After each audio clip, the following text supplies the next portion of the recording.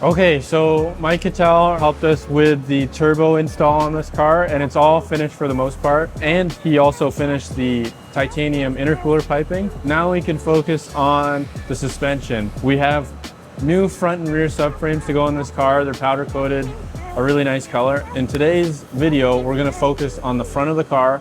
We're gonna remove this stock subframe, and we're gonna remove this angle kit, and we're gonna put on our FDF angle kit and a freshly powder coated subframe. So the first thing I wanna do to this car is support the engine, because once I take the front subframe out, the engine has nothing holding it on. The way the car was built, the 2J is adapted using motor mounts to the stock BMW subframe. I know some people like to put the motor mounts to the frame rail so that they don't have to support the engine when they drop the subframe. But this car is pretty much like a stock BMW engineering when it comes to the mounts. So yeah, let's get to it. Along with this car, we have E36 BC Racing coilovers coming for this car. This is an E46. Well, we're putting E36 coilovers on this car. Do you want me to explain why, or just? So E36 knuckles are designed different from E46. So on this car, it clamps around the shock, and that is susceptible to slipping out and falling out, and then your wheel falling off when you're drifting. It doesn't happen often, but it can happen. And then E36s uses 3 solid connection points to the knuckle with bolts. So it is way stronger than this clamp style, and that's why we're using E36 coilovers. Look at that big daddy. That ain't ever breaking.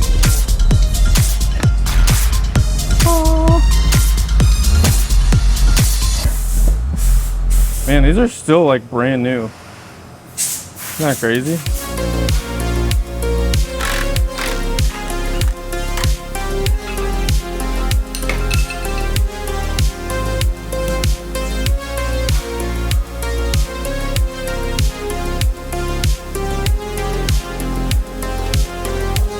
Okay, so now we're gonna put on this subframe that we had powder coated in-house. This sick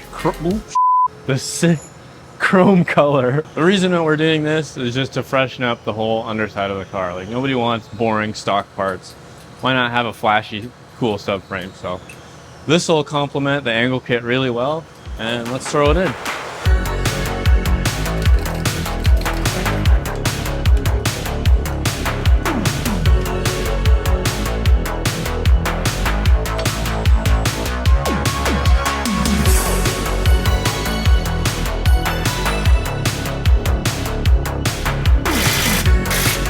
We got the subframe mounted up.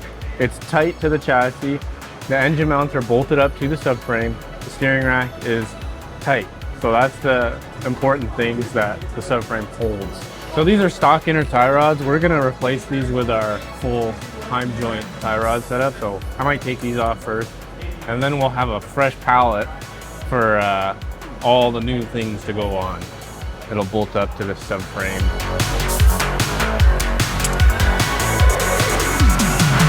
So now we have a bare rack.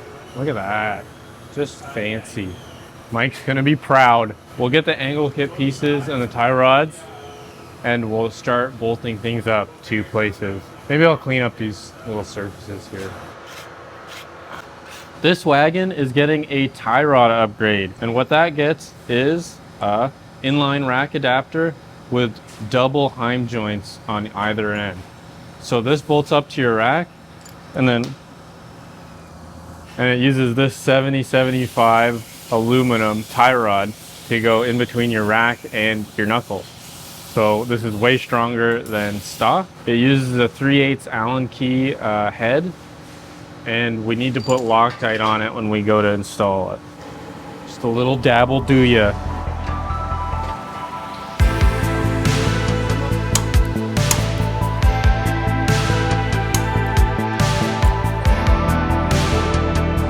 Okay, this is our BMW Lollipop for our angle kit. It uses our specialty smooth adjuster to adjust your caster on your car. So you don't need to take this off when you adjust caster. You can do it on the car, and we'll show you how easy it is to adjust once we have the kit all assembled.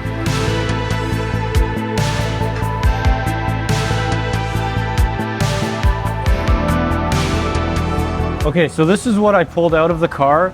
It's the OEM ball joint mounted into this aftermarket lower control arm.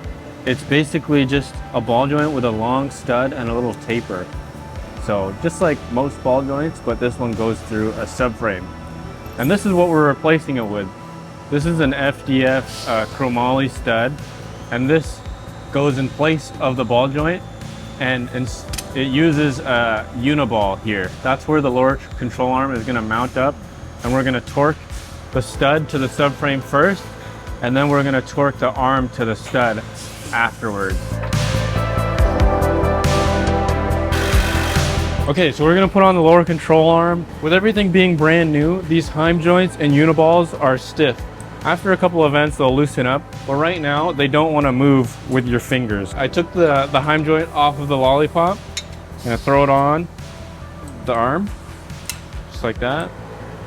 And we can just slip everything on super easily.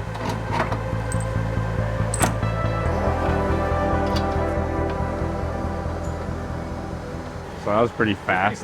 Yeah, it's pretty fast. So this is really neato. On this angle kit, this uniball is angled to complement the subframe so that there's no binding with this uniball. So you get full travel with this arm. On the old kit, this was droop. This was full droop, and that was with the ball joint binding, and you could only run at a really low ride height. That was because the ball joint was not angled with the subframe, and it was just straight up and down, and there was a very limited amount of motion that you could get with that old control arm. But with this one, with having an angled cup, it's a lot better. So this is an E36 steering knuckle. The coilover mounts with these 3 holes, different from E46. I don't know what else to say. Now we're gonna put it on. Now we're gonna put it on. Okay, now we're gonna put it on. All right, man, get it together. Just like that.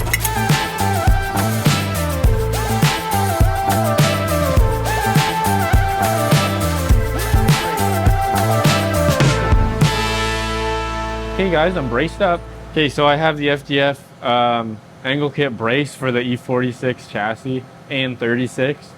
So what this does is it makes your lower control arm pivots double shear, so you don't bend your lower ball joint.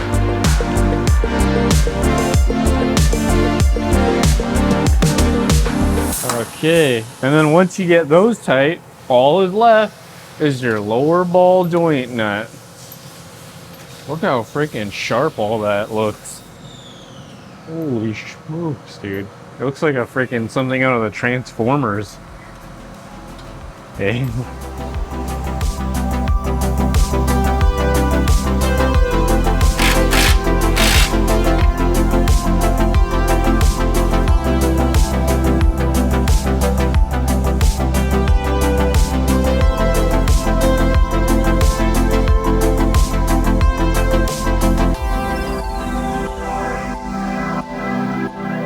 All right, everybody, thanks for watching. We just finished installing the FDF angle kit. I'm super happy with how it turned out. The chrome really hits against the green control arms and brace.